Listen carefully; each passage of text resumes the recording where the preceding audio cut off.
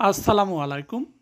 আমরা যারা ছাদ বাগানে বিভিন্ন জাতের ডালিম বা আনার গাছ লাগিয়েছি, তো আমাদের গাছের ফলগুলো পাখিতে বা বানরে খেয়ে ফেলছে। তো যদিও আমার গাছে এই সমস্যাটা এখনও হয়নি, এই প্রথম একটা পাখিতে আমার একটি ফল ছিদ্র করে দিয়েছে। তো অনেকে আমার কাছে কমেন্ট করেছিল যে আমাদের গাছের ফলগুলো এমন পাখি এবং বানর খেয়ে ফেলছে।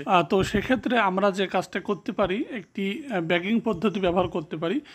বিশেষ করে ফল বাঁধা যে ব্যাগগুলো আছে সেগুলো যদি আমরা ব্যবহার করি এবং বাইরে থেকে যদি ফলটা দেখা না যায়, তো সেক্ষেত্রে বানরের আক্রমণটা ইনশাল্লাহ হবে না।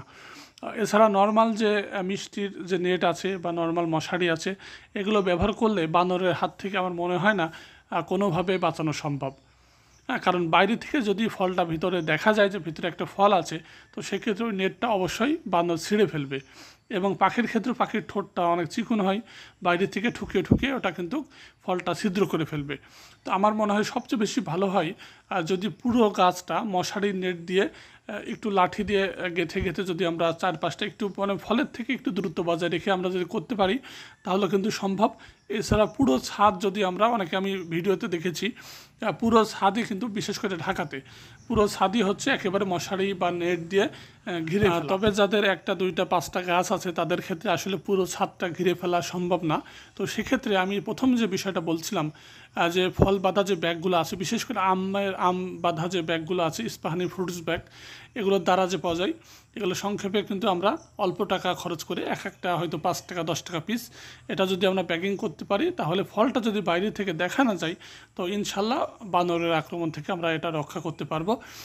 এছাড়া আমার ছাদ বাগানে গত 2 বছর কিন্তু এই বানরের আক্রমণে আমার ফল কিন্তু খেতে দেয়নি। তো এবছর একটু চোখে চোখে রেখেছিলাম, তারপরেও আসলে সবসময় দেখা যায় না যদি আক্রমণটা হয়ে যায়। তো এর জন্য সবচেয়ে বেশি ভালো হবে ওই ফল পাতা ব্যাগগুলো যদি ব্যবহার করেন, তাহলে কিন্তু আমাদের এই ফলগুলো ছাদ বাগানের বড় হবে। এবং ছত্রাকের আক্রমণ প্রতিহত করার জন্য বৃষ্টির পরপরই আপনারা স্প্রে করবেন ছত্রাকনাশক, এবং কোম্পানি বা গ্রুপ চেঞ্জ করে করে করে কিন্তু প্রতি সপ্তাহে যদি স্প্রে করতে পারেন, তাহলে আশা করা যায় ছত্রাকের আক্রমণটা প্রতিহত করতে পারবেন। তো ধন্যবাদ ভিডিওটা শেষ পর্যন্ত দেখার জন্য। কোনো বিষয়ে জানতে চাইলে বা বুঝতে না পারলে অবশ্যই কমেন্টে জানাবেন।